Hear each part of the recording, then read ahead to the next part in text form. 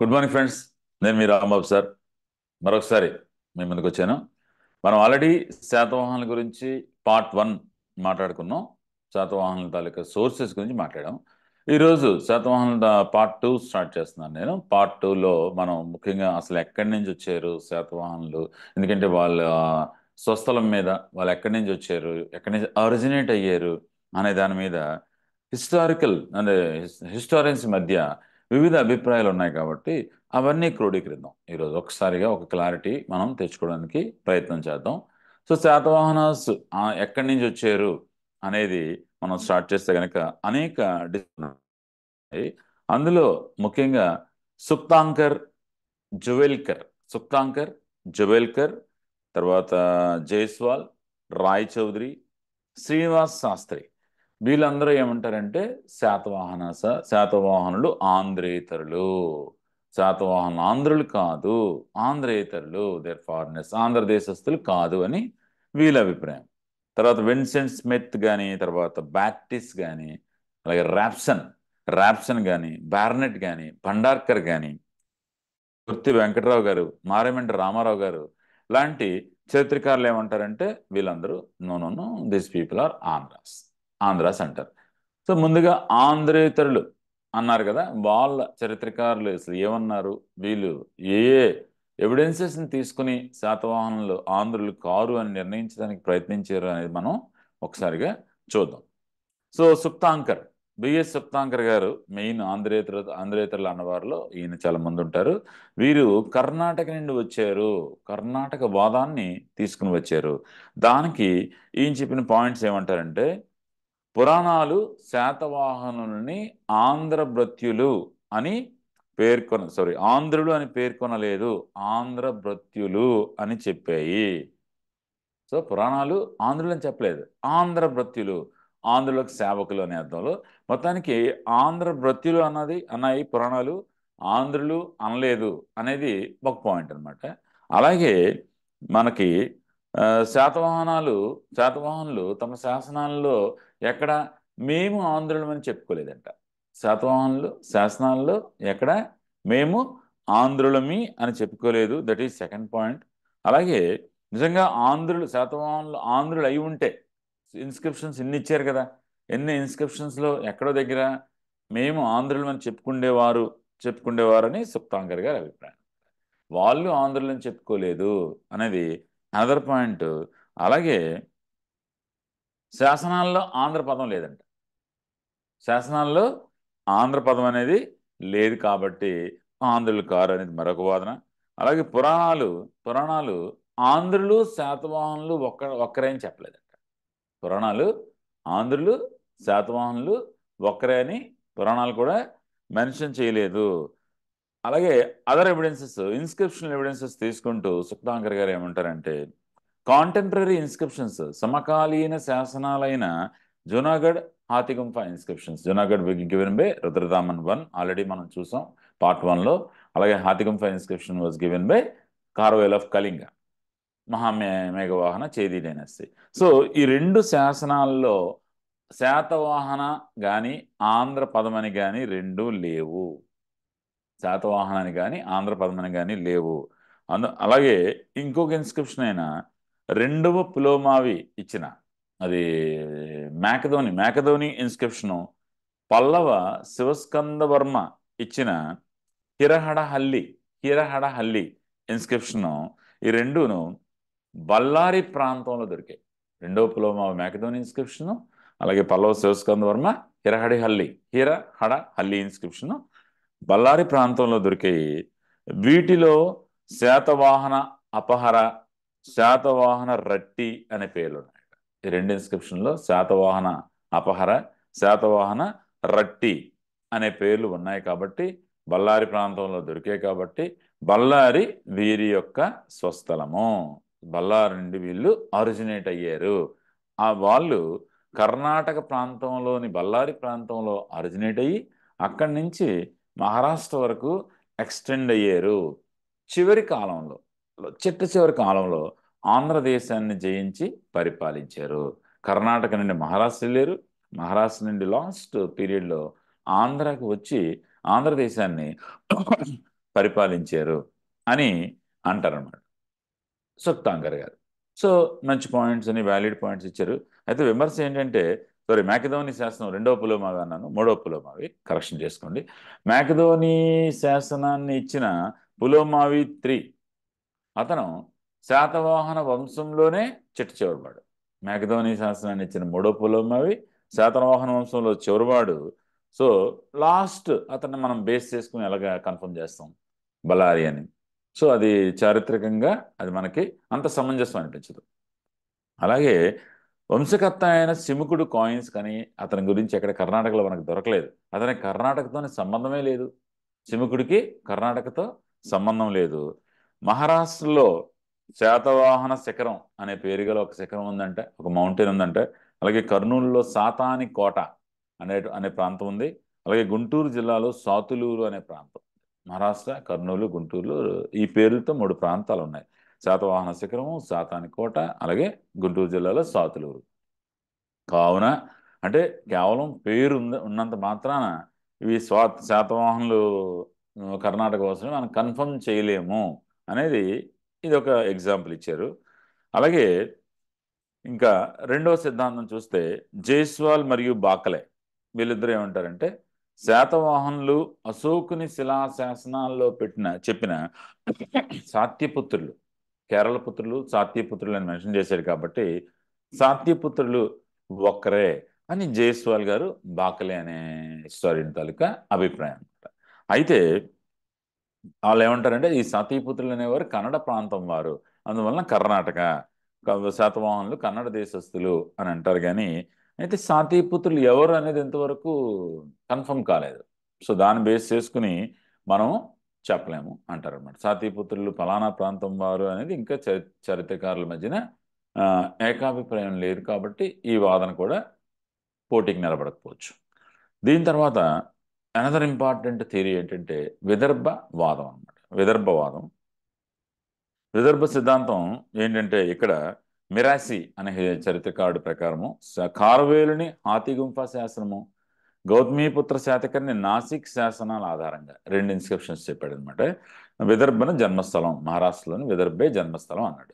ఏంటి ఇతని తాలూకా ఇంటెన్షన్ ఏంటో చూస్తే కనుక హాతిగుంఫా శాసనంలో కారవేల్ ఆఫ్ కళింగ నేను శాతకర్ణి అక్కడున్న కాంటెంపరీ ఒక శాతకర్ణి శాతవాహన శాతకర్ణిని లెక్క చేయకుండా సైన్యాలను ఈస్ట్లో ఉన్నాడు అతను ఒరిస్సా ఏరియాలో కాబట్టి వెస్ట్ వైపు కన్నబెన్నా నది వరకు నేను తీసుకువెళ్ళాను. మూషిక నగరాన్ని నాశనం చేశాను. పితుండ నగరాన్ని గాడిదలతో పితుండ నగరాన్ని నాశనం చేశాను. మూషిక నగరాన్ని గాడిదలతో దున్నించాను. ఇదంతా అతను చెప్పుకున్నాడు. కార్వెల్ ఆఫ్ కలింగడ్ అనమాట. నేను ఈస్ట్ నుండి ఆ వెస్ట్లోని కన్నబెన్నా రివర్ వరకు నేను వెళ్ళాను, నా సైన్యాలతో అప్రతిహతంగా వెళ్ళాను అని అతను చెప్పుకున్నాడు అనమాట. ఒకటి అని చెప్పింది. అలాగే నాసిక్ శాసనంలో గౌతమీపుత్ర శాతకర్ణి కంట బెన కనక స్వామి, బెన కటక స్వామి, నాట్ కనక, బెన కటక స్వామి అనే బిరుదు ఉందని మనకి చెప్తోంది అని 2 ఇచ్చాడు. అయితే దాన్ని ఎలా లింక్ చేశాడంటే ఇతను పై శాసనాలను బట్టి, పై ఇన్స్క్రిప్షన్ ఆ 2 ఇన్స్క్రిప్షన్స్ బట్టి మనకి శాతకర్ణి రాజ్యం కార్వేలుడికి వెస్టర్న్, కార్వేల్ ఆఫ్ కళింగ ఈస్ట్లో ఉన్నాడు ఒరిస్సా ఏరియాలో, వెస్ట్లో ఈ మహారాష్ట్ర ఏరియాలో శాతకర్ణి రాజ్యం అనేది ఉంది. కావున ఆ కళింగ రాజ్యం అంటే ఈ కళింగ కింద ఆంధ్ర ప్రాంతం అనేది శాతకర్ణి ఏలుబడిలో అప్పుడు లేదు. శాతకర్ణి ఏలుబడిలో అది లేదు. అందువలన శాతకర్ణి రాజ్యం అనేది ఇతను వెస్ట్ వైపు వెళ్ళాడు. శాతకర్ణి రాజ్యాన్ని దాటుకుంటూ కన్నబెన్నా రివర్ వరకు వెళ్ళాడు కాబట్టి కార్వేల్ ఆఫ్ కళింగకి సౌత్లోని ఆంధ్ర ప్రాంతం శాతవాహనుల ఏలుబడిలో లేదు. ఆ వెస్ట్లోని పశ్చిమ దిక్కు ఉన్న మహారాష్ట్ర ఏరియా శాతవాహనుల ఏలుబడిలో ఉందని అతను కన్ఫర్మ్ చేశారన్నమాట.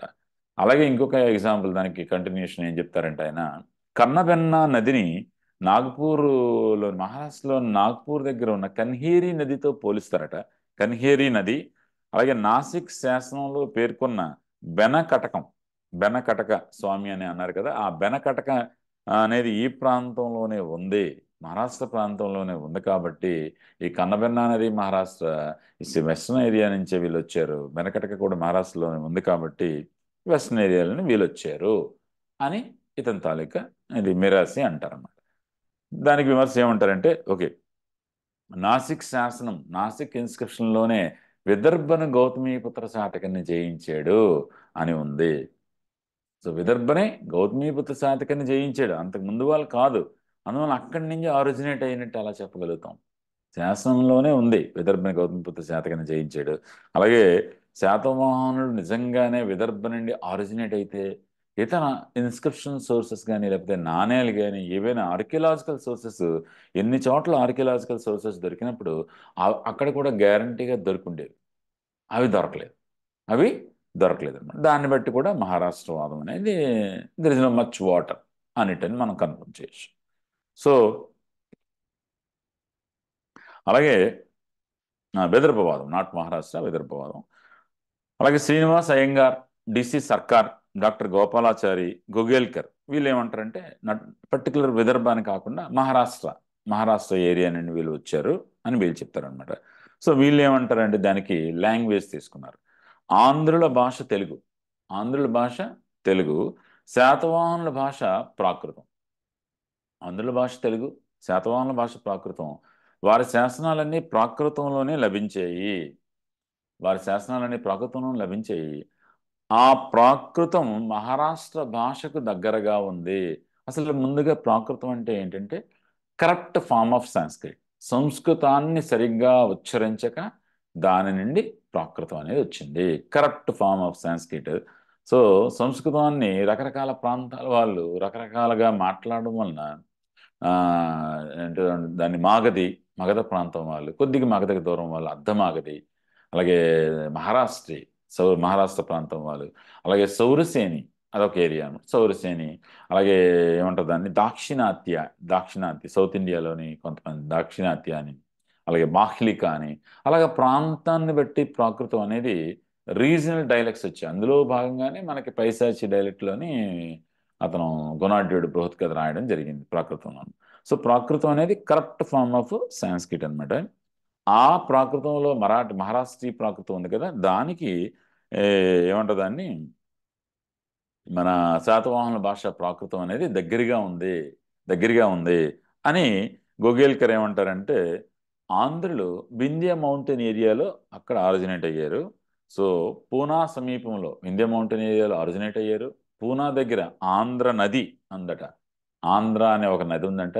ఆ నదీ ప్రాంతమే వారి స్వస్థలమైనందువలన వారికి ఆంధ్రులు అనే పేరు వచ్చింది అని గోగేల్కర్ గారి అభిప్రాయం. పూనా దగ్గర ఆంధ్ర నది అని ఉంది, అక్కడ ఆ నదీ ప్రాంతంలో ఆరిజినేట్ అయ్యారు, ఆవిర్భవించారు కాబట్టి ఆంధ్రులని పేరు వచ్చింది. దానికి ఇంకా సపోర్ట్ ఎవిడెన్స్ ఏమంటారంటే అతను ఫర్ ఎగ్జాంపుల్ శాతవాహనుల తొలి శాసనాలు మహారాష్ట్రలో లభించాయి, ఇన్స్క్రిప్షన్స్ మహారాష్ట్రలో లభించాయి. సో ఐతరేయ బ్రాహ్మణంలో ఏమని చెప్పారు, సునశ్చేపుడిని తమ జ్యేష్ఠ భ్రాతగా అంగీకరించిన తన నలుగురు పుత్రుల్ని ఆంధ్ర, పులింద, మూతి, బాది, దస్య జాతుల్లో కలిసిపోమ్మని ఒక ఐతిహ్యం ఉంది. సునశ్చేపుడిని పెద్దన్నయ్యగా అంగీకరించని నలుగురు పుత్రుల్ని, ఎందుకంటే ఇక్కడ హరిశ్చంద్రుడు అనే మహారాజు ఉంటాడు, అనమాట. ఈ హరిశ్చంద్ర మహారాజుకి పిల్లలు పుట్టకపోతే చాలా కాలం అతను అప్పుడు వరుణదేవుడికి యాగం చేస్తాడు. వరుణదేవుడికి యాగం చేస్తే ఆ వరుణుడు ప్రత్యక్షమై ఓకే నేను నీకు ఒక పుత్రుడిని ఇస్తాను, కానీ అతను నువ్వు నాకు బలి ఇవ్వాలి అంటాడు. ఇదేంట్రా బాబు ఎలా అడిగాడని ఓకే అనేస్తాడు అతను. వెంటనే బలి ఇవ్వాలి, చూద్దాంలే ఏదో ప్రయత్నం చేద్దాం, లేకపోతే నీకు ఒక డిసీజ్ వస్తుంది, కడుపంతా పొంగిపోద్ది, జలోదర వ్యాధితో బాధపడతావని.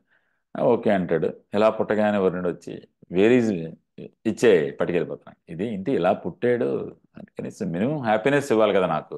ఓకే, కొద్ది కాలం అలా పోస్ట్ పోన్ చేస్తున్నాడు. ఇంకా వరుణదేవుడు వెయిట్ చేసి ఇంకా ఆయనకి అక్కర్స్ శపించేసి అతను వెళ్ళిపోయాడు. జలోదర వ్యాధి వచ్చేసింది, సఫర్ అవుతున్నాడు. ఇలా సఫర్ అవుతున్నప్పుడు అప్పుడు ఏమవుతుందంటే అందరూ అడుగుతారు అనమాట, ఏం చేయాలి దీనికి అంటే మీ కుమారుడు వయసున్న ఒక కుమారుడిని బలిచ్చేస్తే మీ సమస్య పరిష్కారం అవుతుంది అని కొంతమంది చెప్తారు. ఓకే, అలా ఎక్కడ దొరుకుతాడు? అప్పుడు గాలిస్తుంటే అతను 1000 ఆవులు ఇస్తాను ఎవరైనా సరే కుమారుని బలిస్తే అనేసరికి అప్పుడు అజీగత్తుడు అనే బ్రాహ్మణుడు వింటాడు. అజీగత్తుడు బాగా కష్టాల్లో ఉంటాడు, పేదరికంతో. అతనికి 3 పిల్లలు. అలా ఆవిడతో అంటాడు, హరిశ్చంద్ర మహారాజుకి కావాలంట, ఇచ్చేద్దాం, మనకి ఎలాగా 3 పిల్లలు ఉన్నారు కదా, ఎవరిని ఇద్దామండి? పెద్దవాడు నాకు నాకు శ్రాద్ధకర్మలన్నీ చేయాలి కదా, పెద్ద కుమారుడిగా నేను చనిపోయిన తర్వాత శ్రాద్ధకర్మలు చేయాలి కాబట్టి అంటే ఓకే పెద్దవాడు ఎగ్జెంప్టెడ్. ఆవిడంటది చిన్నోడు భలే అందంగా ఉంటాడండి, ముద్దుగా ఉంటాడండి, అంటే మధ్యముడు వింటాడు ఆ మాటలు, ఆ మధ్యముడే సునస్సేపుడు. సునస్సేపుడు వింటాడు అనమాట. అరే మీకు నేను వెళ్ళిపోవాలనుకుంటున్నారు కదా, నేను వెళ్ళిపోతానండి అని చెప్పి తల్లిదండ్రులకి యాక్సెప్టెన్స్ ఇస్తాడు. అజీగత్తుడు పట్టుకెళ్తాడు. పట్టుకెళ్తే యజ్ఞశాల దగ్గర ఆ చిన్న బాలుడిని యజ్ఞ వేదిక మీద అక్కడ కట్టేసి బలివ్వడానికి ఎవరికి చేతులు రావు. ఆ ముక్కు పచ్చలారిన బాలుడిని బలివ్వడానికి చేతులు రావు. అరే ఇతన్ని ఎలా చంపేస్తాం అనుకున్నప్పుడు సునశ్రేపుడు తండ్రి ఎంత కర్కోటకుడో చూడండి, ఇంకొక 1000 ఆవులిస్తే నేనే చంపేస్తాను నా కొడుకుని అంటాడు. ఎంత కర్కోటకుడో. అప్పుడు సునశ్రేపుడు అరుస్తుంటాడు, కేకలు, చిన్న పిల్లడు అరుస్తుంటే అలా వెళ్తున్న విశ్వామిత్రుడు తన పిల్లలతో 100 మెంబర్స్ పిల్లలు అలా వెళ్తూ ఉంటాడు. విశ్వామిత్రుడు చూస్తాడు, ఏంటి ఈ పని, ఇది తప్పు, ఓకే ఇదేం చేయాలి. సునశ్రేపుడు ఈ రోజు నుంచి నేను అడాప్ట్ చేసుకుంటున్నాను నా పెద్ద కొడుకుగా, నా కొడుకు, నా కొడుకుగా నేను ఇతన్ని దత్తత చేసుకుంటున్నాను, నా కొడుకుని మీరు ఏదైనా చేయాలంటే నా పర్మిషన్ మీకు కావాలి అని అక్కడికక్కడ అడాప్ట్ చేసుకుంటాడు. అది చూసి విశ్వామిత్రుడు అంటే పెద్ద కొడుకుగా అడాప్ట్ చేసుకుంటాడు. విశ్వామిత్రుడు 100 మంది పిల్లలు, ఇదేంటిది అన్యాయం, మేము ఇంతమంది ఉన్నాం కదా అని కోప్పడితే అప్పుడు అతడు సునస్సేపుడిని తమ జ్యేష్ఠ భ్రాతగా అంగీకరించిన తన 9 పుత్రుల్ని ఆంధ్ర, పులింద, మూతిబాది దస్య జాతుల్లో కలిసిపోమ్మని అతను అందులోని శపించినట్టుగా ఐతిరేయ బ్రాహ్మణంలో ప్రస్తావించబడింది. ఇది అందులో ఐతిహ్యం అన్నమాట. సో ఆ జాతులు ఇక్కడ ఉన్నాయి అంటాడనమాట. సో జాతులన్నీ మహారాష్ట్రలో ఉన్నాయి అనేది అనదర్ పాయింట్.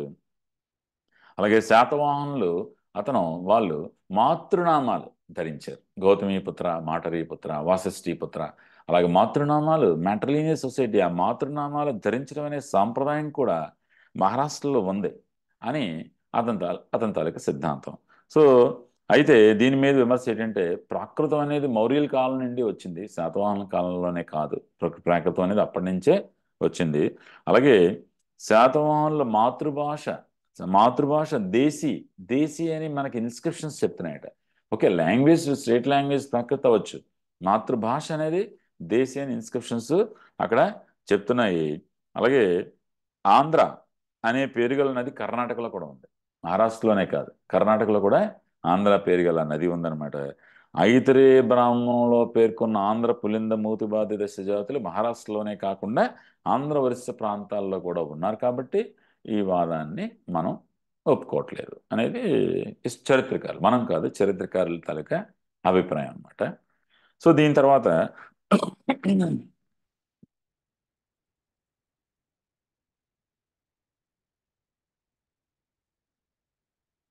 పురాణాలు మనకి శాతవాహనుల్ని ఆంధ్ర భృత్యులు, దీని మీద కూడా చాలా డిస్కషన్ నడిచింది కాబట్టి పురాణాలు ఆంధ్ర భృత్యులని పేర్కొన్నాయి. ఈ పదానికి 2 అర్థాలు ఉన్నాయంట. ఒకటి ఏంటి, ఆంధ్రులకు భృత్యులు, 2 ఆంధ్రులు భృత్యులు.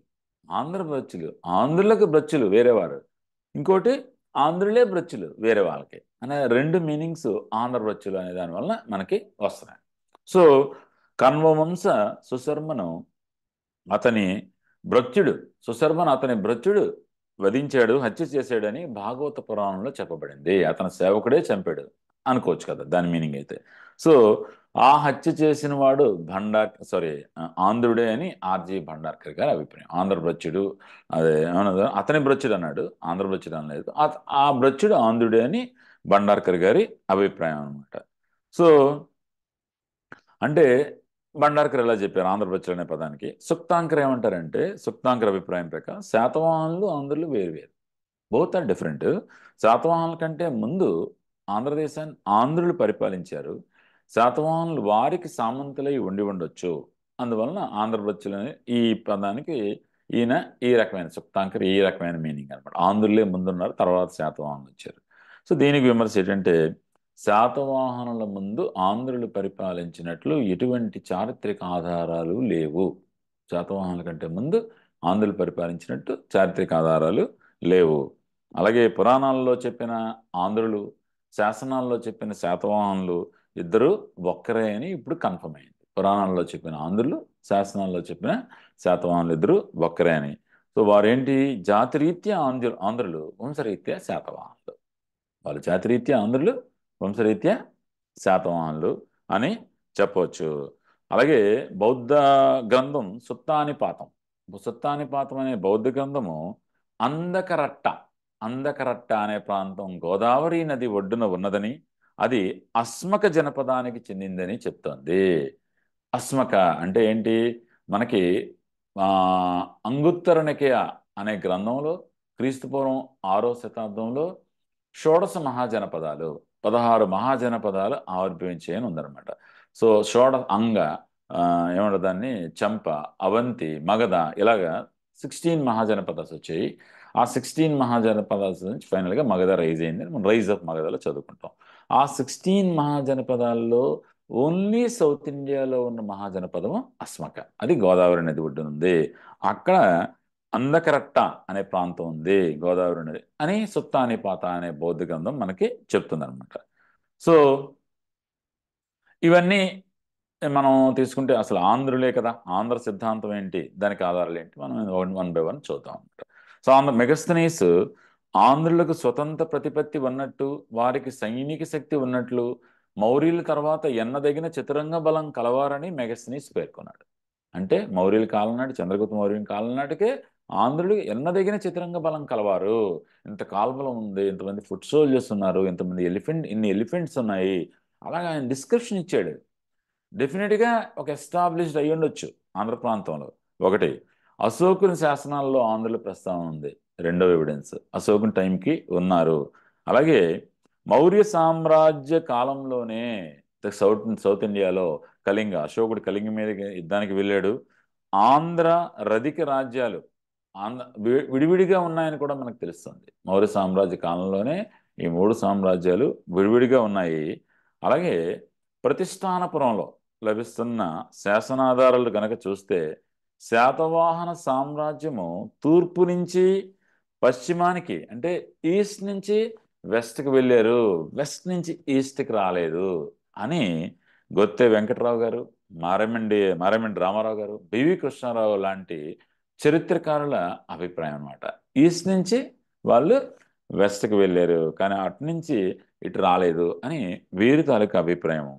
అలా గోపాలాచారి గారు అభిప్రాయం ప్రకారం చూస్తే శాతవాహనులు ఆంధ్రులు అయితే, ఆంధ్రులైనా సరే వారి అధికారాన్ని మహారాష్ట్రలో మొట్టమొదట స్థాపించారు. ఆంధ్రులు స్వస్థలం, కానీ అధికారాన్ని అక్కడ ఎస్టాబ్లిష్ చేశారు అని గోపాలాచారి గారు అంటారు. ఎందుకంటే అంటారు, వీరి తొలి శాసనాలు కానీ తొలి నాణ్యాలు కానీ ఆంధ్రదేశంలో లభించలేదు అని ఆయన చెప్తారన్నమాట.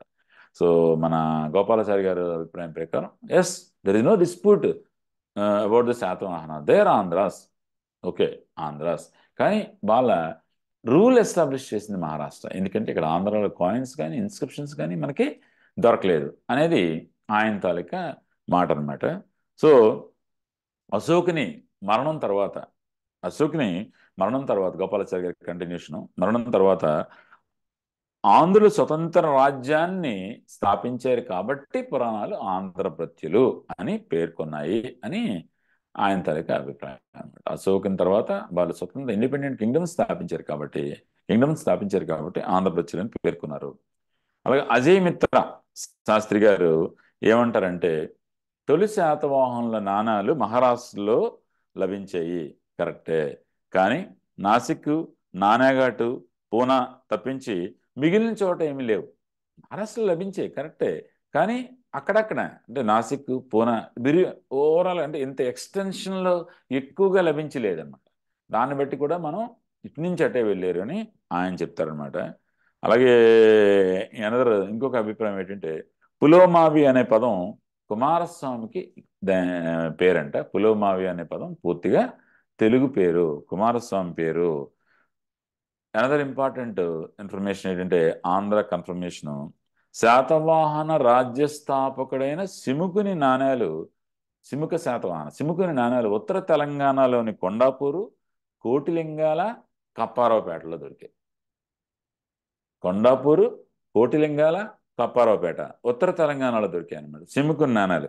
దీన్ని బట్టి కూడా వారు అజయ్ మిత్ర శాస్త్రి గారు ఆంధ్రులే అని కన్ఫర్మ్ చేశారు.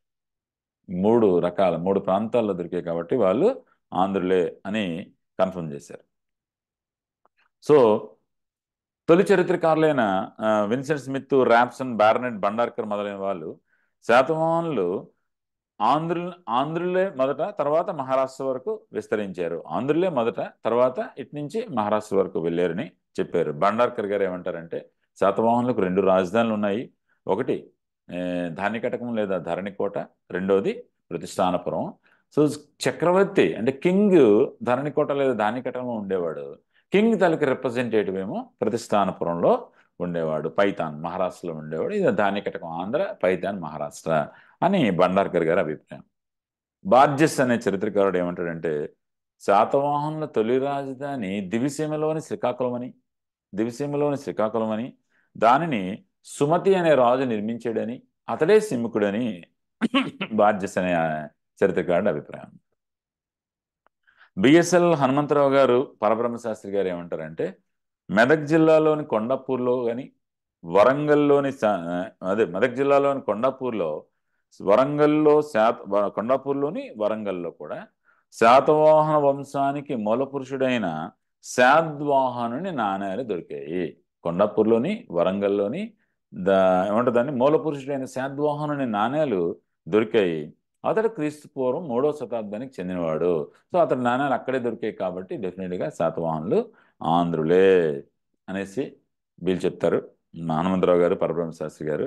అలాగే వీళ్ళ అభిప్రాయం ప్రకారం కరీంనగర్లోని కోటిలింగాల, కప్పారావుపేటలోని సిముకుని నాణేలు, కరీంనగర్లోని కోటిలింగాల, కప్పారావుపేటలోని సిముకుని నాణేలు మహారాష్ట్రలో లభించిన నాణాల కంటే హిస్టారికల్గా చారిత్రకంగా ముందు కాబట్టి శాతవాహనులు పరిపాలన ఆంధ్రదేశంలోనే ప్రారంభమైందని మనం చెప్పచ్చు.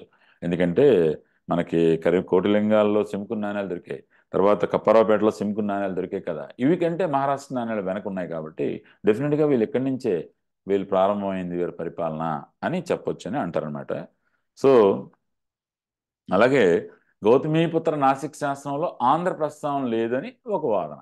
ఆంధ్ర ప్రస్తావన ఉంది, ఆంధ్ర ప్రాంతం, ఎందుకంటే ఆ శాసనంలో పేర్కొనబడిన మహేంద్ర, శాటగిరి ఆ రెండు కూడా ఆంధ్రదేశంలోని పర్వతాల పేర్లు. మహేంద్ర, శాటగిరి ఆంధ్రదేశంలోని పర్వతాల పేర్లు అనమాట.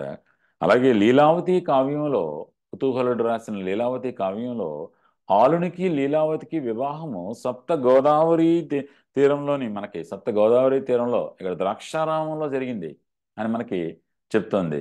ఇది కూడా ఆంధ్ర ప్రాంతానికి ఒక ముఖ్యమైన ఎవిడెన్స్ కింద మనం చెప్పొచ్చు అనమాట. సో ఎందుకంటే గౌతమీపుత్ర శాతకర్ణి 17వ రాజు అయిన హాలిడే ఆంధ్ర ప్రాంతంలో ఉన్నాడు అనేది అక్కడ పాయింట్ అనమాట. ఆంధ్ర ప్రాంతంలో వివాహం చేసుకున్నాడు. సో మొత్తానికి ఇవన్నిటిని మనం కోఆర్డినేట్ చేసి సమన్వయం చేసిన తర్వాత ఇటీవల బిఎస్ఎల్ హనుమంతరావు గారు, మన ఆంధ్రదేశంలో మంచి ముఖ్యమైన చరిత్రకారులు, బిఎస్ఎల్ హనుమంతరావు గారు శాతవాహనులు ఆంధ్రదేశమే అస్మక అనే మహాజనపదానికి చెందినవారు. అస్మక అంటే నేటి నిజామాబాద్ ప్రాంతము, అస్మక అంటే నేటి నిజామాబాద్ ప్రాంతము అని కన్ఫర్మ్ చేశారు. పరబ్రహ్మశాస్త్రి గారేమో ఉత్తర తెలంగాణకి చెందినవారని ఆయన కన్ఫర్మ్ చేశారు. ముప్పాల హనుమంతరావు గారు ఆయన ఏమంటారంటే తొలి శాతవాహనులు మహారాష్ట్రను పరిపాలించే రోజుల్లో ఆంధ్ర వంశాన్ని సదావంశం అనే వంశం పరిపాలించింది అంటారనమాట. అక్కడ శాతవాహనులు మహారాష్ట్రను పరిపాలించారు, తెలుగు వాళ్ళే మహారాష్ట్రను పరిపాలించారు. అప్పుడు ఈ సదావంశాన్ని, ఇక్కడ సదావంశం అనేది ఒకటి ఉండేది, ఆ సదావంశంలో చివరివాడైన శివమక సదనం గౌతమీపుత్ర శాతకర్ణిని ఓడించి ఆంధ్ర ప్రాంతాన్ని జయించాడు. శాతవాహనులు ఆంధ్రులే మహారాష్ట్ర నుంచి పరిపాలన ప్రారంభించి గౌతమీపుత్ర కాలంలో సదావంశపు రాజు అయిన శివమక సదనం గౌతమీపుత్ర శాతకర్ణిని ఓడించి ఆంధ్రదేశాన్ని జయించాడు అని ముప్పాల హనుమంతరావు గారు అంటారన్నమాట. సో దాని కంటిన్యూషన్ ఆయన ఏమంటారంటే తరువాత ఆయన కుమారుడైన రెండో పులోమావి శకుల చేతిలో ఓడిపోయి మహారాష్ట్రను కోల్పోయాడు. అక్కడ మహారాష్ట్ర శకుల చేతిలో ఓడిపోయారు, వెస్టర్న్ సాత్రపు శకుల చేతిలో.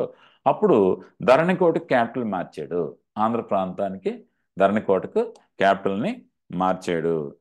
అందువలన శాతవాహనులు ఆంధ్ర జాతి వారే కానీ ఆంధ్ర దేశస్థులు కాదు అని ఇతను అంటారు, ఇతని అభిప్రాయం అన్నమాట. అంటే ఆంధ్రులే, ఆంధ్ర జాతి వారే, కానీ అక్కడ ప్రారంభించారు పరిపాలన అనేసి ఆయన ఉద్దేశం. సో ఇలా మై డియర్ ఫ్రెండ్స్, రకరకాల ఒపీనియన్స్ అవి ఉన్నాయి. దీన్ని మనం ఒకసారిగా మీరు కన్సాలిడేట్ చేసుకుంటే సరిపోతుంది. దీని తర్వాత మనం నెక్స్ట్ క్లాసులో శాతవాహనుల తాలూకా పొలిటికల్ హిస్టరీ గురించి మాట్లాడుకుందాం. Thank you very much. టచ్లో ఉండండి. మీ రాంబాబు సార్.